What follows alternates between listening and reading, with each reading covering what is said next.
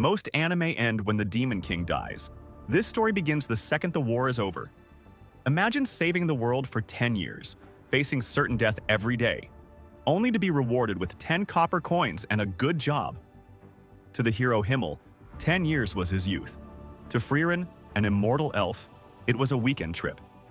She leaves for 50 years to find useless spells, promising to meet them for the next meteor shower. She didn't realize that for humans, 50 years isn't a wait, it's a lifetime. Frieren returns to find the legendary hero is now a frail old man. He dies days later, and Frieren finally wakes up to the horror of her own immortality. She spent a decade with him, but she knows nothing about him. Before she can vanish again, the party's priest Heiter pulls a genius-level scam. He tricks her into deciphering a legendary grimoire for immortality, knowing it'll take years. His real goal? Forcing her to adopt his apprentice, Fern. By the time Frieren realizes the book is a total fake, Heiter is dead, and she's accidentally trained a human girl who can fire spells faster than the speed of sound. To understand how broken Frieren is, look at Qual, the Elder Sage of Corruption. 80 years ago, he was an unbeatable god who invented a spell that pierced all shields. Frieren couldn't beat him. She just sealed him away. When he breaks free today, he's a joke. In the 80 years Frieren was away, human mages analyzed his spell, made it standard, and developed a counter. To reach the afterlife and speak to Himmel one last time, they need a tank. Enter Stark. He's a legend who scared off a solar dragon just by staring at it. The truth? He was so terrified he was literally frozen in place. But Frieren sees the truth. Stark has been training so hard he's cleaving cliffs in half with a single swing. With a mage who hides her mana like a ghost, and a warrior who shatters dragon scales with his bare hands, the new hero's party is born. The journey north is a death trap ruled by Aura the Guillotine. She uses the scales of obedience.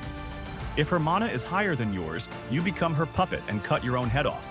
She's won for 500 years, until she met Frieren. See, demons use mana to show status. They never hide it. But Frieren has spent 1,000 years suppressing her mana just to bait demons into this exact trap. When Aura thinks she's won, Frieren reveals a mana pool that looks like an ocean. She doesn't even lift a finger. She simply says, "Aura, kill yourself."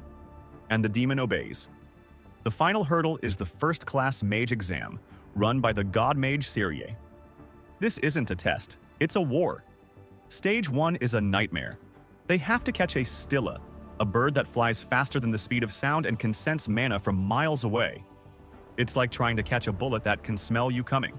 In Stage 2 of the exam, they enter a tomb guarded by perfect dark clones of themselves. To win, Fern and Frieren have to do the impossible: kill Frieren. They exploit the one glitch in Frieren's 1,000-year-old defense, a split-second mana flicker when she casts. They don't just pass, they shock the God-Mage Siri, an elf who has lived even longer than Frieren and hates her for liking useless flower spells instead of war magic. Frieren is finally learning that those useless spells, like the one that creates a field of flowers, were the only reason Himmel fell in love with magic in the first place. Frieren's journey to the afterlife is just beginning. But if you want to see another group of outcasts fighting through a literal island of death to find the secret to immortality, you need to watch our Hell's Paradise recap right here. Or, if you want to see the only magic system that's even more broken than Frieren's, check out our Jujutsu Kaisen full series recap. Click one of them now, you won't regret it.